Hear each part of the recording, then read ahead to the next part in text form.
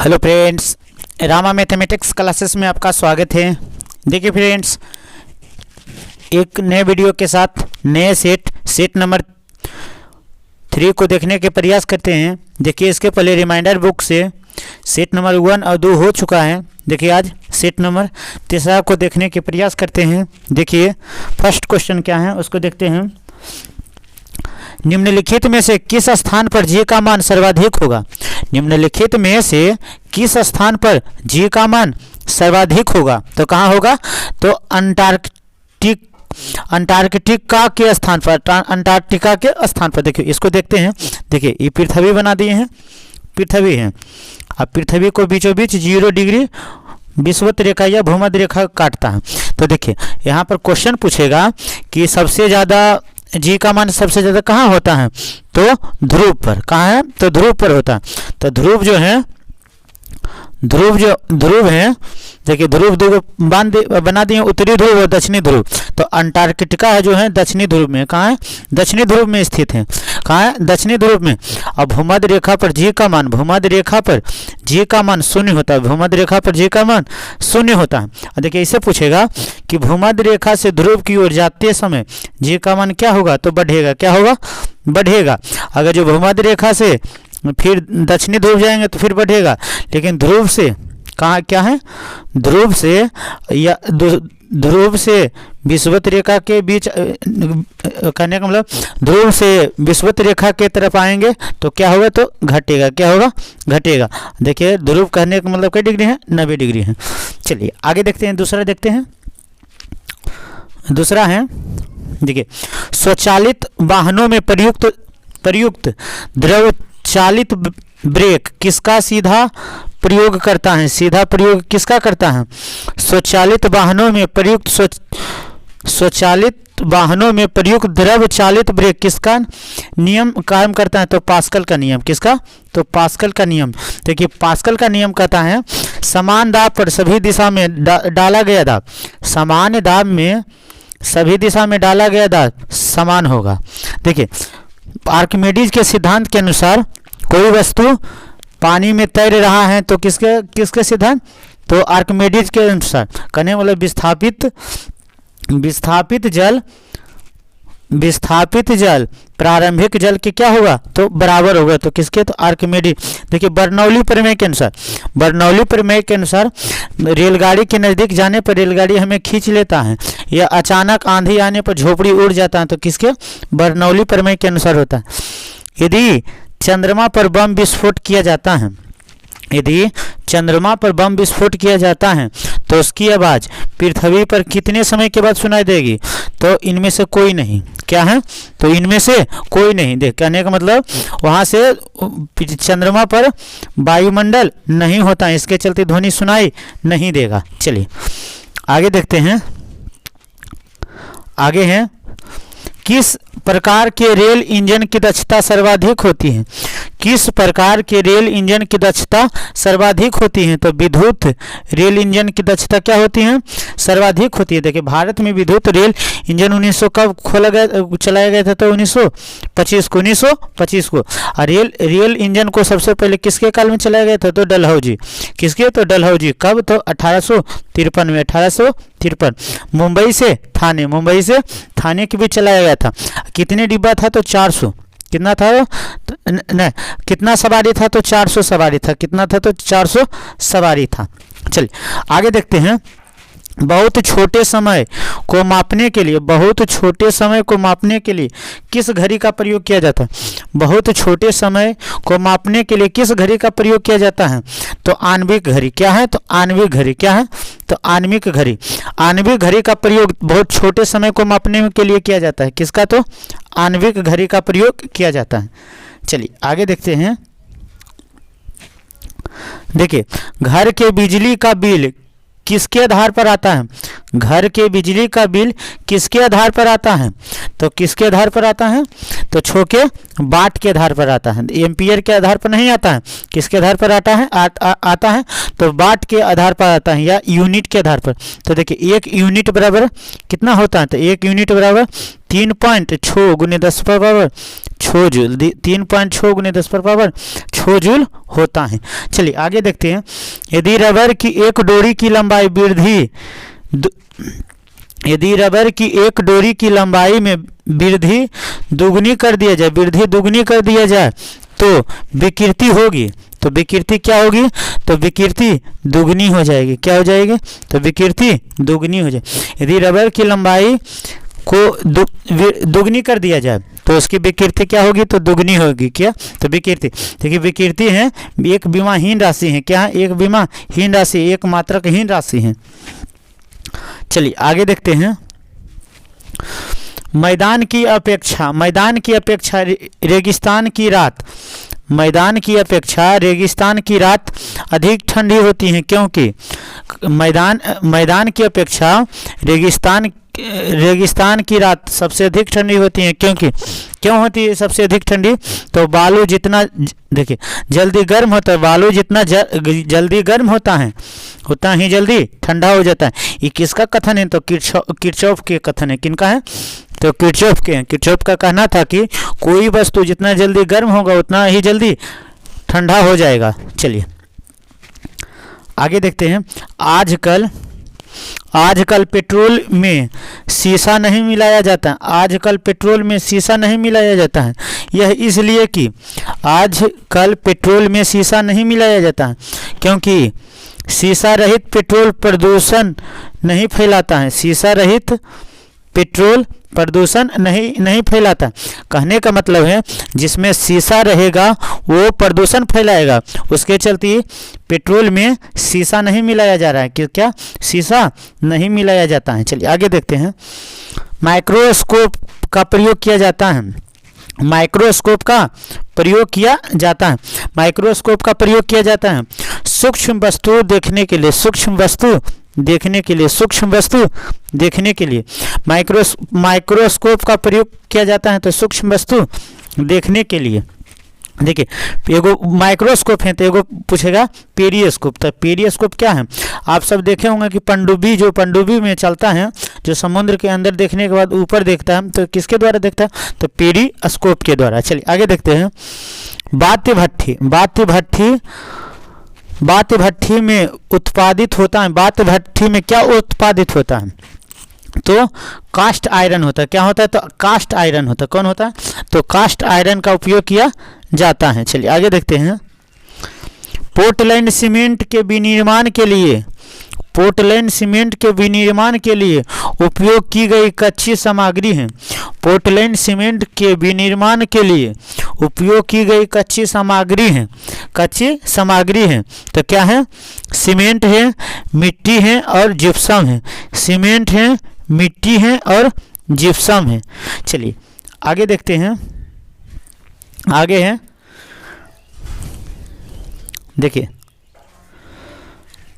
देखिए किलोवाट घंटा किसकी इकाई है? किलोवाट घंटा किसकी इकाई है? तो ऊर्जा का। किसका है? तो ऊर्जा का। किलोवाट घंटा किसका इकाई है? तो ऊर्जा का है। देखिए यह ऊर्जा का जूल भी है। ऊर्जा का मात्रक जूल भी है। अब बल का मात्रक क्या है? न्यूटन है। एफ बराबर क्या होता है? यम ए होता है। एफ बराबर यम ए होता है। आवेग क्या है? तो इकाई समय में संवेग की देर को आवेग कहते हैं। देखिए शक्ति, तो शक्ति का ऐसा मात्रक वाट होता है। क्या होता है? वाट होता है या किलोवाट भी होता है। क्या? किलोवाट भी होता है। लेकिन देखिए ध्यान दीजिएगा, अगर जहाँ पर मिल गया किलोवाट घंटा मिल गया तो किसका हो जाएगा? ऊर्जा को हो जाएगा। लेकिन खाली सिर्फ किलोवाट मिलेगा तो किसका हो जाएगा? तो शक्ति का हो जाएगा। किसका हो जाएगा? तो शक्ति का हो जाएगा। एक किलो घंटा है। 1 किलो घंटा है। तो क्या है 1 किलो घंटा? क्या है? तो 3.6 गुने 10 पर पावर 3 जूल। 3.6 गुने 10 पर पावर 3 जूल है। 1000 वाट बराबर है। 1000 वाट बराबर है। तो 1.341 अश्वशक्ति के 1.341 अश्वशक्ति के बराबर होता है। चलिए आगे देखते हैं। आगे हैं कोणीय वेग की विमा क्या है, कोणीय वेग की विमा क्या है, कोणीय वेग की विमा ml t इनवर्स है, ml t इनवर्स 1 है। एक हाउस पावर कितना है, तो 746 वाट के बराबर। एक हाउस पावर शक्ति को मापता है, क्या मापता है, शक्ति को मापता है।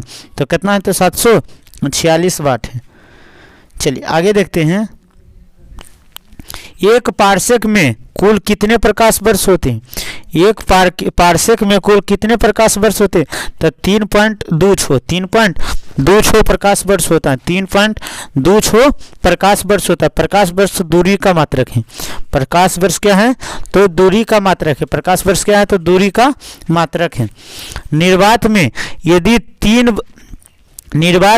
तीन वस्तु लोहा, कागज और पत्थर को गिराया जाए तो कौन सा पृथ्वी पर पहुंचेगा। निर्वात में कहने का मतलब शून्य में गिराया जाए तो तीनों एक समान पहुंचेगा। किससे, तीनों एक समान। अगर जो निर्वात ना हो तो इसमें सबसे पहले लोहा गिरेगा, क्या गिरेगा, लोहा, तो उसके बाद पत्थर, उसके बाद कागज। चलिए अगर जो निर्वात हैं तो तीनों एक बार गिरेगा। अगला, 1 म्यू मीटर बराबर होता है, 1 म्यू मीटर बराबर कितना सेंटीमीटर होता है, तो 10 पर पावर -6 सेंटीमीटर, 10 पर पावर -4 मीटर होता है। कितना होता है, 10 पर पावर -4 मीटर होता है। वायुमंडल की ओजोन परत हमें किससे बचाती है, वायुमंडल का ओजोन परत किससे बचाती है, तो अल्ट्रावायलेट किरण से। अल्ट्रावायलेट किरण कहने का मतलब परावैंगनिक किरण, अल्ट्रावायलेट किरण कहने का मतलब परावैंगनिक किरण से बचाता है। ओजोन परत कहाँ पाया जाता है, तो समताप मंडल में। कहाँ पाया जाता है, समताप मंडल में पाया जाता है। कहाँ पाया जाता है, समताप मंडल में पाया जाता है। पृथ्वी के भ्रमण गति होती है, पृथ्वी की भ्रमण गति होती है, पृथ्वी की भ्रमण गति होती है 2.8 किलोमीटर पर मीटर, 2.8 किलोमीटर पर 2.8 किलोमीटर पर मिनट, 2.8 किलोमीटर पर मिनट होती है। जड़त्व आघूर्ण एवं कोणीय आघूर्ण का गुणनफल, जड़त्व आघूर्ण और कोणीय आघूर्ण, जड़त्व आघूर्ण और कोणीय आघूर्ण का गुणनफल क्या कहलाता है, तो क्या टॉर्क कहलाता है। क्या कहलाता है, तो टॉर्क कहलाता है। क्या कहलाता है, टॉर्क। तो टॉर्क क्या है, F बराबर यम में, टॉर्क क्या है, F बराबर यम ये होता है, F बराबर यम। कार का ऐसा मात्रक, कार का ऐसा मात्रक जूल है, कार का ऐसा मात्रक जूल है, कार का ऐसा मात्रक जूल है। कोणीय संवेग, कोणीय संवेग, कोणीय संवेग क्या है, संवेग का ऐसा मात्रक P बराबर एम भी होता है। क्या होता है, P बराबर एम भी होता है। तो देखिए मीटर का केजी, सॉरी द्रव्यमान का केजी और वेग का मीटर पर सेकेंड होगा। चलिए आगे देखते हैं। परम दाब, परम दाब है, परम दाब क्या है, परम दाब है, परम दाब क्या है, तो गेज दाब प्लस 1 बार, गेज दाब प्लस 1 बार, गेज दाब प्लस 1 बार, गेज दाब प्लस 1 बार परम दाब कहलाता है। एक फेम्टोमीटर बराबर होगा, एक फेम्टोमीटर बराबर होगा तो 10 पर पावर -15 मीटर, 10 पर पावर -15 मीटर। एक फेम्टो बराबर होगा 10 पर पावर -15 मीटर, 10 पर पावर -15। प्लांक नियतांक H की विमा समान है, प्लांक नियतांक H की विमा समान है। प्लांक नियतांक जो है H की विमा समान है। प्लांक नियतांक किसके समान होगा, तो कोणीय संवेग के समान होगा, कोणीय संवेग के समान होगा, कोणीय संवेग के समान होगा। चलिए आगे देखते हैं। द्रव की बूंदें निम्नलिखित में से किसके कारण गोलीय होती हैं, तो पृष्ठ तनाव के कारण। किसके कारण, तो पृष्ठ तनाव के कारण क्या होगा, तो गोलीय होगा। पृष्ठ तनाव के कारण क्या होगा, तो गोलीय होगा। किसके कारण, तो पृष्ठ तनाव के कारण गोलीय होगा। चलिए आगे देखते हैं। देखिए पारा कांच को नहीं भिगोता है, पारा जो है कांच को नहीं भिगोता है, पारा जो है कांच को नहीं भिगोता है। किसके कारण नहीं भिगोता, पारा जो है कांच को नहीं भंग होता है तो किसके कारण नहीं भंग होता है? तो किसके कारण? तो इसका ससंजक बल के कारण। किसके? ससंजक बल। कहने का मतलब है ससंजक बल हैं जो दो वस्तु को अगर जो मिलाएं तो नहीं सटेगा। क्या है? नहीं सटेगा। कहने का मतलब कि थर्मामीटर में पारा रहता है तो पारा कांच में सटता नहीं है, पारा कांच में सटता नहीं। किसके कारण नहीं सटता है? तो ससंजक बल के कारण। तो क्या? ससंजक बल के कारण। पानी से ऊपर तक भरे एक मग में पानी के सतह पर बर्फ का एक टुकड़ा तैर रहा है। जब बर्फ का टुकड़ा पिघलाया जाए तो पानी का स्तर अपरिवर्तित रहेगा। पानी का स्तर अपरिवर्तित रहेगा। पानी का स्तर अपरिवर्तित रहेगा। किस ताप पर जल का घनत्व अधिकतम होगा? 4 डिग्री सेंटीग्रेड पर। 4 डिग्री सेंटीग्रेड पर अधिकतम होगा। 4 डिग्री सेंटीग्रेड पर अधिकतम होगा। चलिए आगे देखते हैं। स्थिर पानी में मिट्टी का तेल डालने पर, स्थिर पानी में मिट्टी का तेल डालने पर मच्छर कम होते हैं। क्योंकि मच्छर क्यों कम हो जाते हैं? लार्वा के सांस में बाधा डालता है। लार्वा के सांस में क्या डालता है? तो बाधा डालता। लार्वा के सांस में क्या डालता है? तो बाधा डालता है। चलिए आगे देखते हैं। लॉ ऑफ प्लॉटिंग सिद्धांत। लॉ ऑफ प्लॉटिंग सिद्धांत की खोज किसने किया है? लॉ ऑफ प्लॉटिंग सिद्धांत का खोज किसने किया है? लॉ ऑफ प्लॉटिंग सिद्धांत का खोज किसने किया है? तो आर्किमिडीज ने किया है। लॉ ऑफ प्लॉटिंग सिद्धांत का खोज किसने किया है? तो आर्किमिडीज ने। देखिए हवाई जहाज का खोज किसने किया? तो राइट ब्रदर्स। हवाई जहाज का, एरोप्लेन का खोज किसने किया? तो राइट ब्रदर्स। दूरबीन का खोज गैलीलियो और गुरुत्वाकर्षण का खोज न्यूटन ने किया था। मछलियों जमे पानी के झील में जीवित रहता है। क्योंकि कहने का मतलब जमे पानी में मछली भी जीवित रहता है। तो कारण बताइए कि कैसे जीवित रहता? झील के तली में पानी नहीं जमता, झील के नीचे पानी नहीं जमता है इसके कारण। चलिए आगे बोलते हैं। लैंप की बत्ती में तेल चढ़ता है।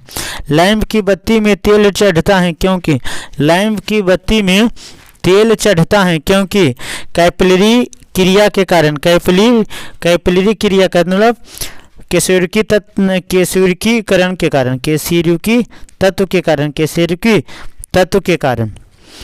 बर्फ के दो टुकड़ों को आपस में दबाने पर टुकड़े आपस में चिपक जाते हैं। टुकड़े क्या होते हैं? आपस में चिपक जाते हैं। क्यों चिपक जाते हैं? जो दोनों टुकड़ों को दबाने पर आपस में चिपक जाते हैं। दाब अधिक होने पर बर्फ का गलनांक घट जाता है। दाब अधिक होने पर बर्फ का गलनांक क्या हो जाता है? तो घट जाता है। ठोस की शुद्धता किसके द्वारा निर्धारित किया जाता है? कोई वस्तु ठोस है तो उसका शुद्धता कैसे हम बोलेंगे कि वो ठोस है? तो गलनांक बिंदु के द्वारा। किसके? तो गलनांक। देखिए इसमें अधिकांश बच्चा गलती मार सकता है। तो देखिए यहाँ है तो बोलिएगा ठोस की शुद्धता। तो ठोस मैंने कठोर, कठोर मैंने क्वथनांक। नहीं, क्वथनांक नहीं होगा। क्या होगा? द्रव्यनांक होगा। क्या होगा? द्रव्यनांक होगा। ठोस की शुद्धता गलनांक बिंदु। गलनांक बिंदु कहने वाला कोई वस्तु कई डिग्री पर जम रहा है। कई डिग्री पर जम रहा। क्वथनांक कहने वाला खोल रहा है। चलिए आगे देखते हैं। तैराक को नदी के मुकाबले समुद्र में तैरना आसान होता है। क्यों समुद्र में तैरना आसान होता है? क्योंकि समुद्र का पानी का घनत्व साधारण पानी से क्या होता है? ज़्यादा होता है। समुद्र का पानी का घनत्व साधारण पानी से क्या होता है? तो ज़्यादा होता है। चलिए आगे देखते हैं। थर्मस फ्लास्क में रखा द्रव किस प्रक्रिया से सुरक्षित रहने के कारण गर्म हो जाता है? कहने को मतलब कोई थर्मल है जो मार्केट में लेते हैं, उसके अंदर अगर जो गर्म पानी को हम धर दिए तो हमेशा गर्म रहता है। किसके कारण गर्म रहता है? तो किसके कारण गर्म रहता है? तो चालन, विकिरण और संवहन के कारण गर्म रहता है। कहने को मतलब इनमें से सभी। प्रेस कुकर में भोजन जल्दी पक जाता है क्योंकि प्रेस कुकर में भोजन जो है जल्दी पक जाता है, पानी का क्वथनांक बढ़ जाता है, पानी का क्वथनांक क्या होता है, बढ़ जाता है, जिसके कारण। चलिए आगे देखते हैं।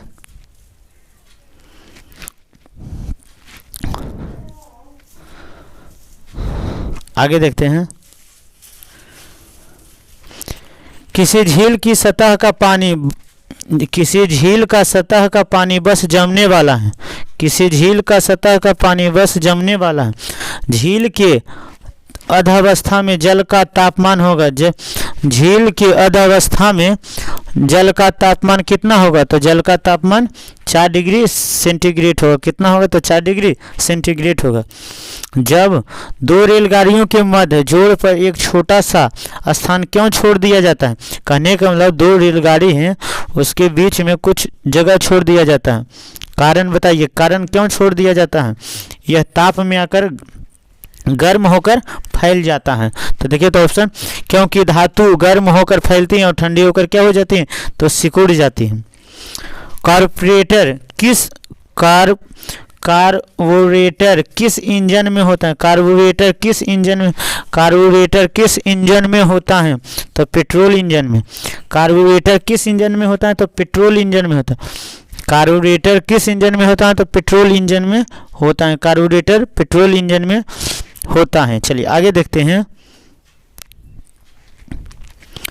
ऊष्मा को विद्युत ऊर्जा में, ऊष्मा को विद्युत ऊर्जा में रूपांतरित करने के लिए कौन सा प्रयोग किया जाता है, ऊष्मा को विद्युत ऊर्जा में, तो प्रकाश वैद्युत सेल, प्रकाश वैद्युत सेल, प्रकाश वैद्युत सेल, प्रकाश वैद्युत सेल है, प्रकाश वैद्युत सेल है। नहीं सॉरी इसमें गलती हो गया। देखिए ऊष्मा को विद्युत ऊर्जा में रूपांतरित करने का प्रयोग ताप युक्त है, ताप युग में है, क्या है, ताप युग में है, ताप युग में है, क्या है, ताप युग में है। एक गर्म वाले पदार्थ, एक गर्म वाले पदार्थ का, एक गर्म वाले पदार्थ का तापमान 1 डिग्री सेंटीग्रेड बढ़ाने के लिए आवश्यक ऊष्मा की मात्रा को क्या कहते हैं, आवश्यक ऊष्मा की मात्रा को क्या कहते हैं, तो विशिष्ट ऊष्मा कहते हैं। क्या कहते हैं, विशिष्ट ऊष्मा कहते हैं, विशिष्ट ऊष्मा कहते हैं, विशिष्ट ऊष्मा कहते हैं। 1 ग्राम वाले पदार्थ के तापमान 1 डिग्री बढ़ाने के लिए आवश्यक ऊष्मा को विशिष्ट ऊष्मा कहते हैं।